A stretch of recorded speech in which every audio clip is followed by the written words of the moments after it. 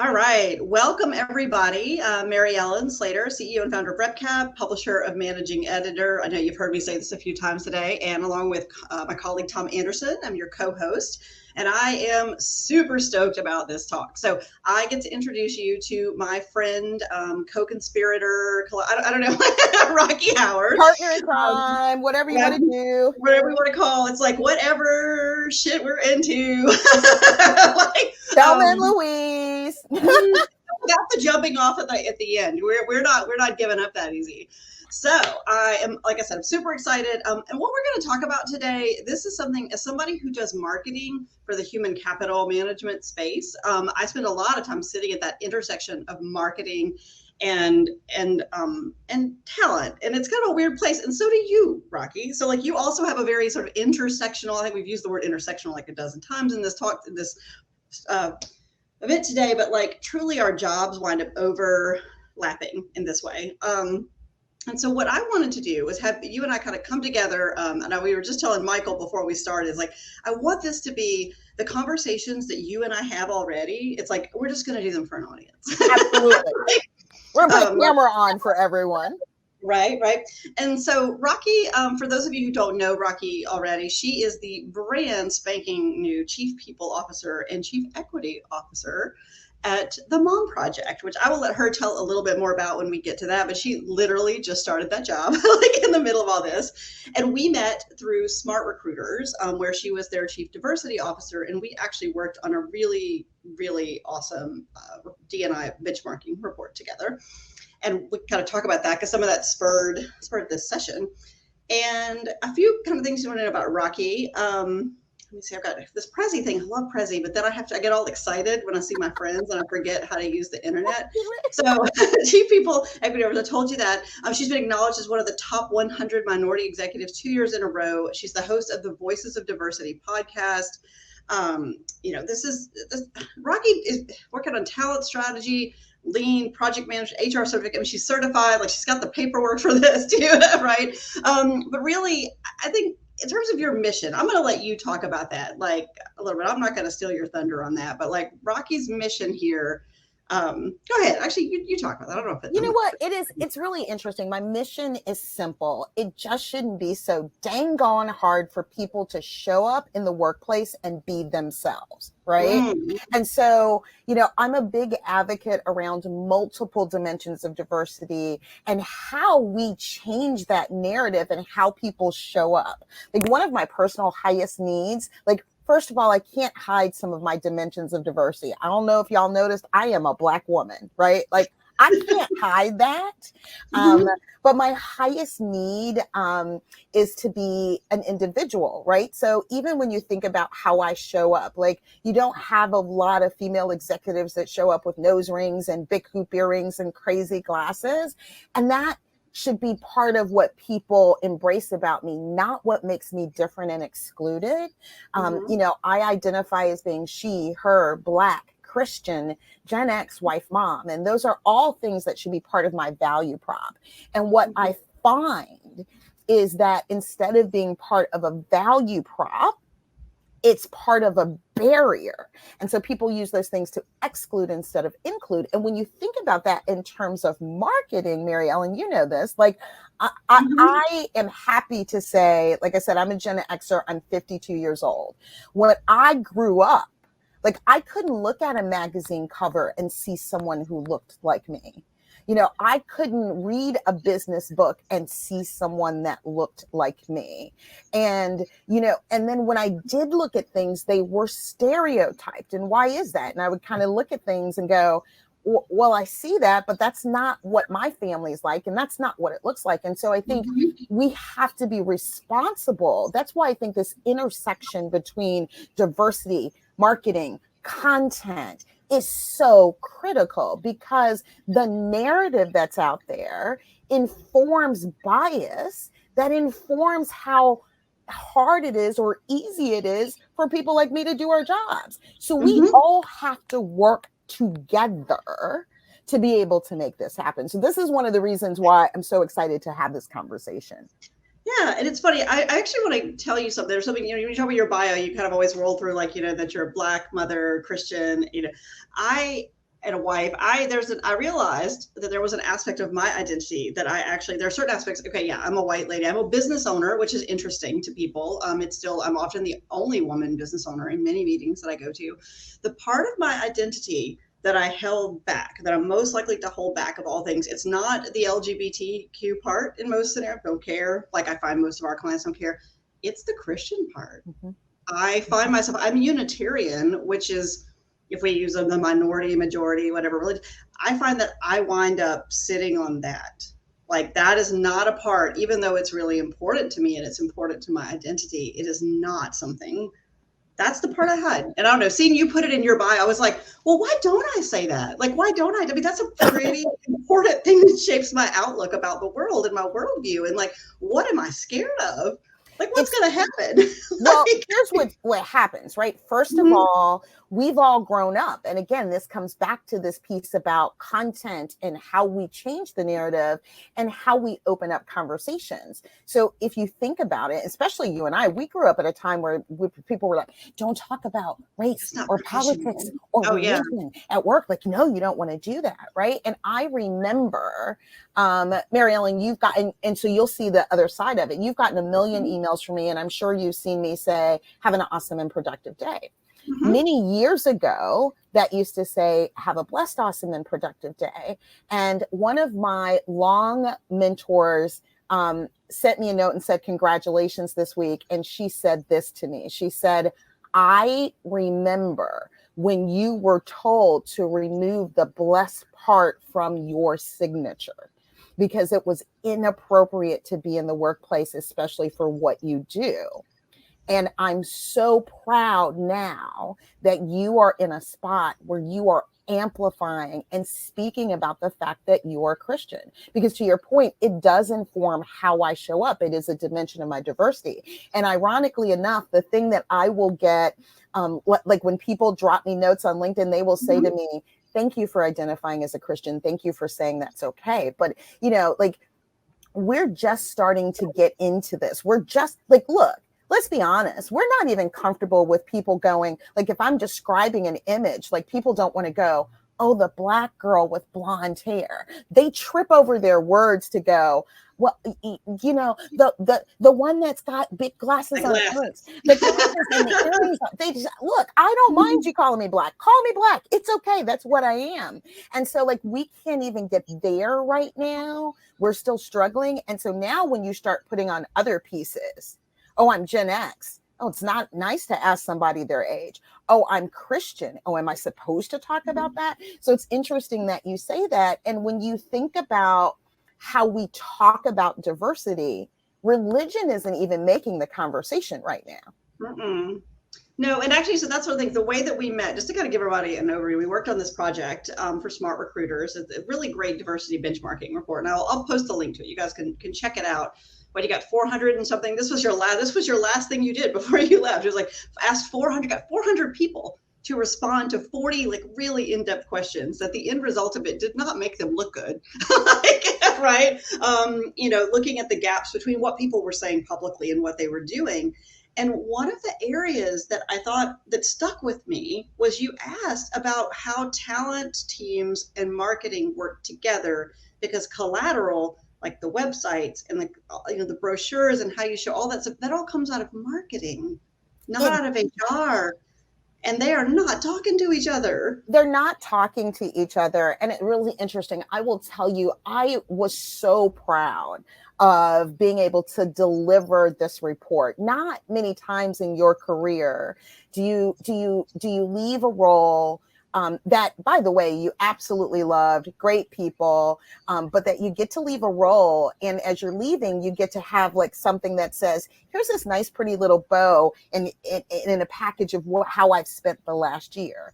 And the 2021 State of Diversity Hiring Report was certainly that. And I have to give a shout to you and RepCap. We never would have gotten it there if it wasn't for you and your team. But it's great work to be proud of. But to your point, what we were talking about is one of our fundamental beliefs is that if you want to get to diversity hiring success, we talk about brand equity all the time. But So what does that mean? Okay, so I just run through, because we're gonna jump into this. Yeah. We're gonna talk about how to close that gap. We're gonna talk about how the teams can work together. And most importantly, before we get off this, we're gonna talk about how not to have this be a bunch of woke washed bullshit. So like on that note, For sure. What is talk about this diverse brand equity? Yeah. So, look, in its most simplest forms, we all know that people buy from, go to work for brands that they know, that they trust, that have strong brand equity.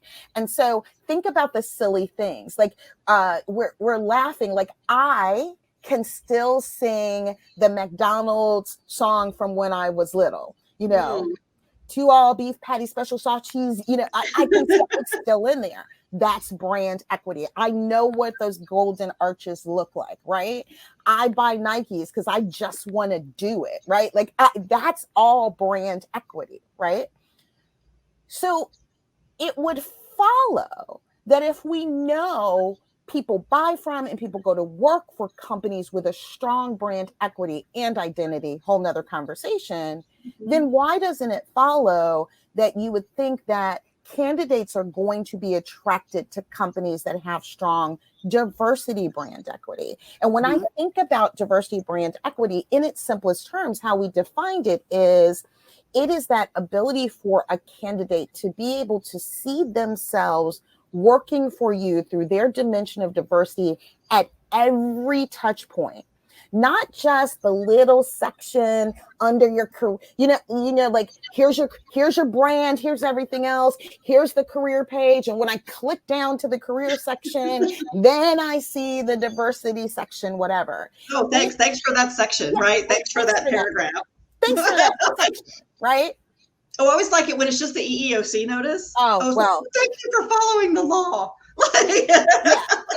Here's one of those interesting things about diversity brand equity. Mike Bagelman over at Claro Analytics and I did a session together last year. And one of the stats that Michael had, and I really wish I had the numbers in front of me, but one of the stats that Michael had is we did in Claro, they're this workforce analytics tool. And Michael did a search for like marketing manager. And there was like 6,000 marketing manager positions that were open at that time. And we looked at companies that claimed that diversity was a priority to them. And we looked at how many of those job postings didn't have, like, forget the EEO statement, because you'd be surprised about how many of those didn't, but how many of those companies actually had their diversity commitment on there. Like, this is important to us. This is what it means to us. This is what this means for our company. It was something ridiculous. Like, it was single digits. And so, like, when you talk about this diversity brand equity, and I was on another session where someone said to me, as a candidate, if the statement is at the bottom versus the top, I keep moving. So depending on what report you're looking at these days, something like 78%, Glassdoor says 78% of all candidates, not just diverse candidates, expect that you have a diversity strategy and you're talking about it. But diversity brand equity is not just having that little statement in your job descriptions or under the career. It's at every touch point. If I look at your brand, I see myself represented. If I'm looking at the content that you're putting out, I see something that's relevant to me. If I look at your blog posts, if I look at your social media, I see things. I can see it at every touch point. If I'm disabled, you've enabled me to be able to see it or hear it in a way that works for me. You've taken your websites through accessibility audits. It's all of those types of things when you think about diversity brand equity. And that's where you get to it, right? Because guess what? If I'm in talent acquisition, then I may own the career site and I may know it's important. Or if I'm the head of diversity, I may know it's important. But if marketing and I aren't working together, then guess what? And I've seen this happen. So marketing's working over here and they're putting together, some new package or collateral, et cetera. And then it gets out and I pick it up and I'm like, what the hell is this? Right. How does this intersect with what we're saying is important and what we're demonstrating is important over here? that's why we have to have the conversation. Mhm. Or marketing puts out something well-intended that doesn't have the language that aligns with where we are. Or you put together kind of clip art and all that kind of thing. I know we don't call it clip art anymore, but whatever, I'm dating myself. You Stock put art. in Please tell me images. it's stock art. Right, that's it. This is why you do what this is why we need the marketing and content folks, because I don't even know what you call it. Right. But you put something out there and you're like, oh, that is really interesting. It's not reflective of our environment.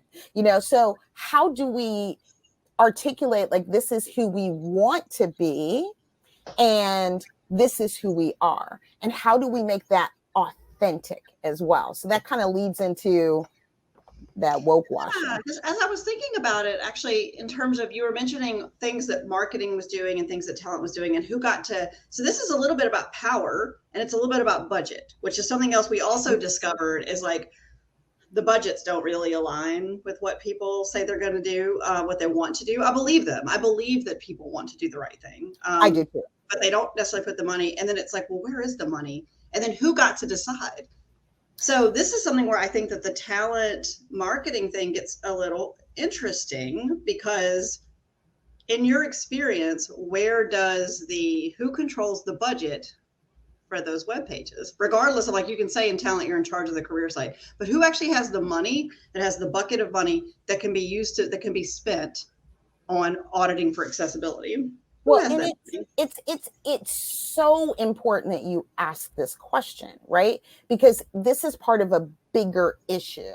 The bigger issue is that when companies are treating their DEI initiatives as a corporate social campaign, then it doesn't sit in a core organizational budget, right? So if you're talking about sales, you have a percentage of all organizational budget that goes to making the sale. Every piece of your budget is centered around, okay, for us to hit X number of thousands of dollars in sales, here's how that factors through every function in the organization. But if I think about diversity in most of our organizations, to your point, where we're well-intentioned, that doesn't happen. It doesn't get that visibility in the budgeting process where it says, these are our diversity goals, and here's how that factors through every function in the organization. And so therefore, here's the investment. And so to your point, in the Smart Recruiters report, we found that 68% of talent leaders said they did not have the budget to be able to meet the goals that had been promised externally about recruiting diverse talent. Because to your point, recruiting diverse talent is not, okay, I spent $200 and posted this job on this one diverse job board, and so, okay, now I'm done. That's not how it works. It's this embedding throughout the process. It is, to your point, how do I make sure all of our content and collateral is appropriate, right? That takes money and investment. Am I investing in the right outlets for people to get the message? That takes money and investment. Do I have multiple versions of this particular campaign that I'm doing that is going to attract multiple dimensions of diversity at the top of my funnel? That takes budget and time. And those are all things that we have to be able to count on our compadres in marketing to be able to help and support us with.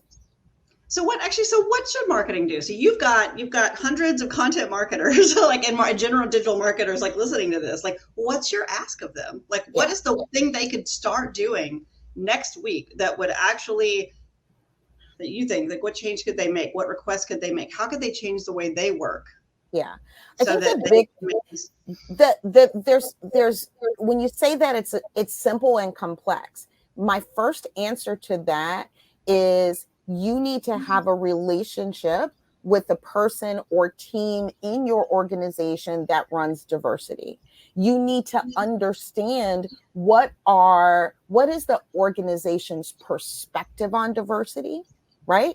What is the organization's goals? What does diversity mean to your organization, right? And then what's the brand messaging that we want to go out there around that? What's our core marketing? What's our target?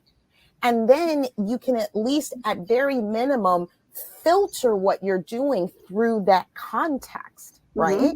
And at best case, when you're making big strategic marketing decisions, even if it's not in the talent piece, because that's the other piece. People think about diversity internally. They go, oh, that's about people. That's about HR. That's about talent. What I'm talking about is the sales and marketing campaign. So I don't need to invite those folks into the conversation. You absolutely Kelly do. Butler's presentation earlier had some great examples of why you most definitely need to invite people to those meetings. Yeah. So, oh my God. We say this about diversity all the time. Here's a simple thing you can do. And so I would say this to content marketers. When you look around the table, think about whose voice isn't heard or perspective isn't represented and go find that person. Cool. All right, so what if all right, so thinking about that, right? So I think there's a flip side of this. You got people who want to do the right thing and they're trying to figure out how to make this happen. And then sometimes what I see a lot over these sort of half measures, right? Where you do have, it's a CSR thing, it's a campaign, and marketing is driving the show here sometimes, and not good marketing either necessarily. And we get what my friend Katie Martell calls woke washing, right? Where it's you're saying one thing and doing another. She's got some pretty damning examples she likes to use in her presentations of companies who were simultaneously getting awards for being great places to work for mothers, for women, while also getting sued for how they were treating the women and losing. So that's the worst case scenario, but I feel like a lot of places are falling. That's the real risk for a lot of places anyway. So how do you stay out of that trap? Yeah, I'll tell you a story because I've seen it myself. And I would say, so you don't go guessing, it's not in a job that's on my current LinkedIn profile, okay? Right. I worked for an organization, and many years ago, I wore dreadlocks, and that was not considered cool at the time, and it was perceived as being unprofessional. So I was actually invited to apply for a promotion with a company that was Fortune 500 at the time that was getting all kinds of diversity awards, best place to work for diversity, that then turned around and said, would you cut your hair? When I said no, they said, no, you can't have the job. It's a perfect example. We see these things all the time, right? And so to your point, I think there's two things that go on. I think certainly there is a true, genuine, authentic desire, I think, in a lot of C-suites to see this world, and they see it through a lens. But the people who are actually executing against it, we all have to own diversity. And until we do that, we're going to have this constant back and forth, right? I think it always comes down to authenticity. So instead of, doing all these campaigns, instead of giving, look, I'm a big proponent of giving to organizations, but what happens internally? If you're giving hundreds of thousands of dollars to whatever organization, but your people that work for your organization that represent that dimension of diversity can't put food on their table, or they're working moms and you can't adjust hours, or all of those kind of things. You're not treating them right. You're not paying them equitably. How about John Graham in his book, Plantation Theory, talks about this. Instead of paying that money internally, why not take some time to kind of look in, or paying that money externally, take some time to look internally so that your messaging outside actually reflects the impact you're having internally. So here, I thought about this as I was coming into this conversation today. We live in a world that's crowdsourcing. And look, what we found out in the report, Mary Ellen, you know this, is that when you look at diversity hiring maturity, 70% of the respondents, when they assess their maturity, were in a 1 and 2. None of us have got this exactly right. So let's not pretend. What if we did this? What if we all, instead of signing all these pledges that say, hey, this is what I'm going to do, How about we start a campaign that says, tell us how? Like, look, this is what we want to be, aspirational. This is who we want to be. This is what we really, really want. We haven't gotten there. Tell us how. And it's funny. Well, they aren't going to like the answer, because the answer in many cases is going to be pay us. Right? I don't need your wellness benefit. I don't need, like, it's like, I want more flexible hours and more money is like what most people are going to say. Like, I don't need your $75 Amazon gift card. I don't need, like, I need cash in my paycheck and better health insurance. Like, I mean, yeah, I think it will be interesting that if companies actually do it. I do think people know best. This is one of those things. I do believe that the people who need things, like, the grassroots level, they know best what they need. Right. And I do believe, like, instead of putting people all of these hoops, just give people cash and let them spend it. Like, give people in their paychecks and let them spend it. They know what their families need. Not only that, but look at what we're doing at the Mom Project, right? And this is one of the reasons why, I literally could not resist the opportunity. Allison Robinson's vision for the future of working moms is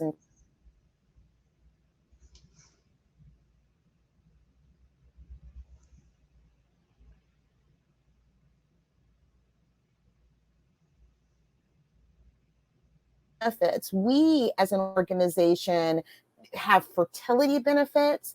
We have benefits for women who have miscarried.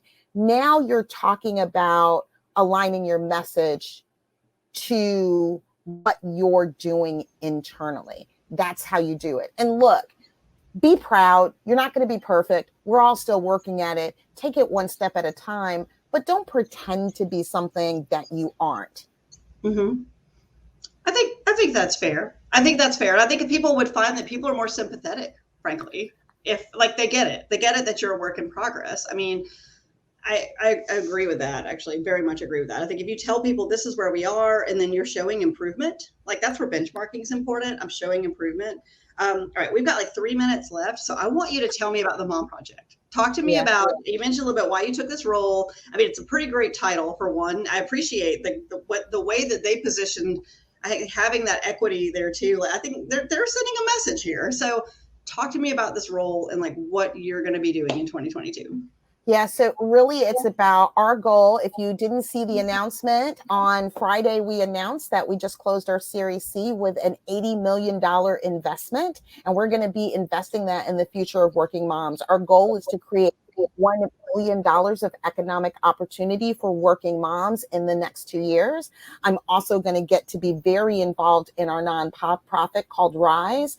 Rise is actually a scholarship program that creates with big companies, that creates scholarships for education to give women skills, working moms of color, skills that they didn't have, so that they can come into the workplace in flexible ways and can actually, at a compensation that actually can support and change their lives. Look, I'm a working mom. I'm a wife of mother of 4, and I know I have changed the trajectory of my children's lives by being a working mom. We need working moms. They're falling out of the workplace in drastic proportions. And the Mom Project actually creates ways and works with companies who wants to change how moms get to operate within their organizations.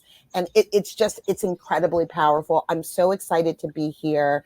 And my role is really to build the culture internally at the Mom Project, and to make sure that we have the equity, that we have the people to go drive that $1 billion worth of opportunity for working moms. I'm thrilled. I think it's amazing that, like, everybody should know the Mom Project this is before the pandemic. Like, this company was created before that. But, like, when we watch what just happened, I don't know if you saw Jennifer Barrett's presentation. She kicked off with this morning. She's got a book called, like, Think Like a Breadwinner. Like, literally, and it's intended for women. She's been in financial services her whole life, working at Acorns, now at Fidelity. And the idea of, like, hey, think about your work and building wealth, and thinking about what this does. It transforms families' lives. And I think it's really interesting, just hearing the two of you. Now I wish I had a panel, which is the two of you. But thinking about what we thought we knew about working mothers even before the pandemic, and then what we just watched happen, like truly, it is catastrophic. And now you got this massive labor shortage, and people are like, well, nobody wants to work. And it's like, no, they're working. These women are at home with their children and their elderly relatives and the people who are at risk, like from a health. We're going to have to do something different if we want that talent back in the paid workforce, because our families come first. Absolutely.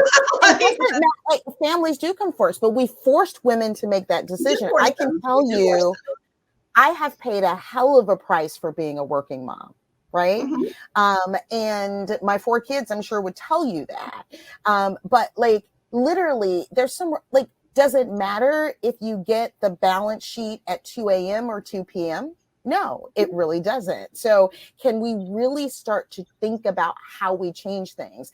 Can we stop reorging when women go on maternity leave, so when they come back, their jobs aren't there anymore, right. And then we tell them to go file? Like, can we stop making people feel guilty because they actually want to work 40 hours a week? I don't know. Like, can we just stop for a minute? But I tell you, the pandemic forced people as individuals to say, you know what, life's too short. I'm not going to do that anymore. Oh, Rocki, you know that I could talk to you forever, and sometimes we do, to the annoyance of our children. But we have to wrap up now. The next talk is actually going to be from Leanne Alfaro. She works at NASDAQ, and she's going to be talking about how we rethink how we tell our stories on social media. So we're going to bounce over and go check out what she has to say. Thank you so much for joining us. Like I said, I could have this conversation with you all day. So. Oh, I love you, Mary Ellen. Thank you. Right, bye.